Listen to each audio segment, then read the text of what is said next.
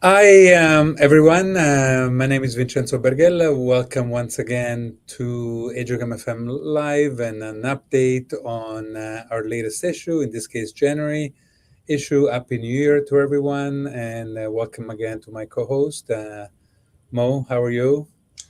I'm great, Vincenzo. Nice to see you. Hi, everyone. Thanks so much for joining. I'm Mo Mhatre. I'm one of the maternal fetal medicine attendings at Tufts Medical Center and the director of the MFM Fellowship at Tufts. Really excited to have everyone kick off 2026 with these fabulous sets of articles to present. For those of you who are unfamiliar with our format, we select 4 articles from this month's issue that we want to highlight. We feel that they're a rigorous study design and are very helpful in either counseling or management of patients, either in the inpatient or outpatient setting. And we really try to apply or choose articles that are going to be helpful, not just for our MFM colleagues, but also for all of the other obstetrics providers who care for patients in the community. We have the articles listed here, and we're going to be using visual abstracts. This month, I've created the visual abstracts for the papers, and we're going to have a kind of a overview highlight for the papers, but we really encourage you to look at them and read them in detail on the AJOG MFM website. And why don't, Vincenzo, why don't you start off with the first paper? Yeah, this one is a meta-analysis of randomized controlled trials. The Pink Journal tries to kind of look at the totality of the data and kind of give the bottom line. And it's an important issue. It's, pain control at cesarean section. There are more and more C-sections, and obviously they should be as pain-free as they can. There are many, many ways to do that. And one of them is lidocaine patches. So in our group, we found 3 randomized studies, 219 pregnancies, so not large numbers, small numbers, but the lidocaine patch compared usually to placebo patch, without medication, was associated with decreased pain scores at 12 hours, 24 hours, and 36 hours, which were some of the primary outcome of the paper. And obviously, the lidocaine kind of wears off with time, so pain scores later on. As well as opioid use and adverse reactions, where there was no difference with that and the placebos. So, not a lot of data, but the data that there is on lidocaine patches is significantly, positive and effective for decreased pain. So we do use it sometimes, and I think especially people that may have higher, pain, that maybe you cannot do some of the things you do routinely, like NSAIDs and Tylenol. This is certainly something that can keep them hopefully off opioids and into safer pain control interventions. Excellent. The second paper is evaluating the utility of fetal growth velocity as a predictor for SGA at birth and other adverse perinatal outcomes. And so this study was a systematic review and meta-analysis, really trying to look at the data out there of seeing can the change in the fetal growth velocity over the course of the pregnancy better predict these 2 particular issues. There was about 185,000 pregnancies in total out of 21 studies that looked at SGA, and 164,000 that looked at specifically for the association of fetal growth velocity with adverse outcomes, including stillbirth. What they found was that the slowing down of the fetal growth velocity was really not a great predictor for SGA. It overall had low sensitivity. And there was some moderate association with an increased risk for adverse outcomes, including IUFD. One of the challenges that the authors found when performing this study was that there was a lot of heterogeneity. Even the fetal growth curve was variable between studies. There's some customization of percentiles that people use, even if they use Hadlock. So it was a little bit challenging to really compare apples to apples.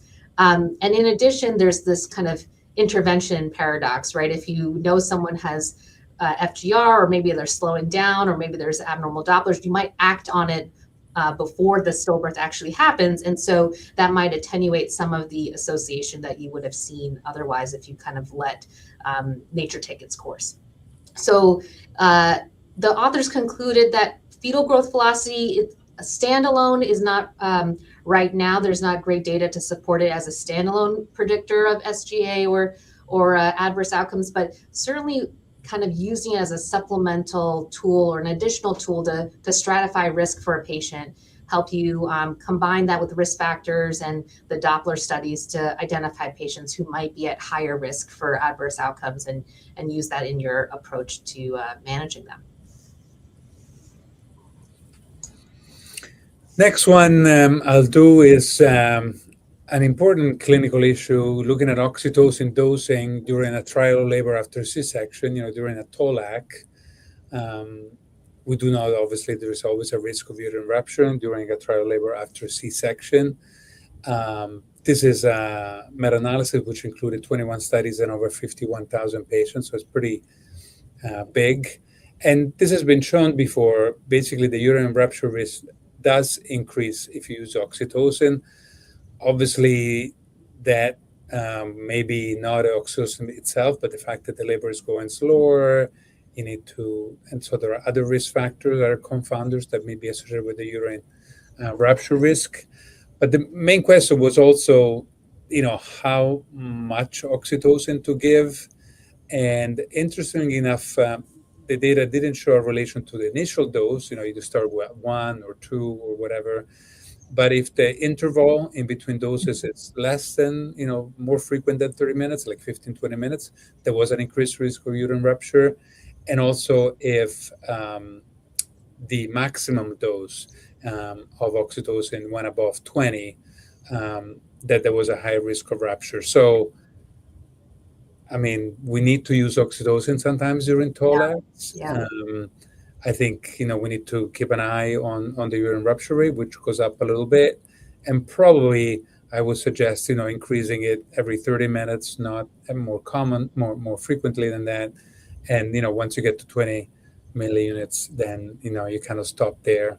You may end up having a repeat C-section, but at least mom and baby are safe.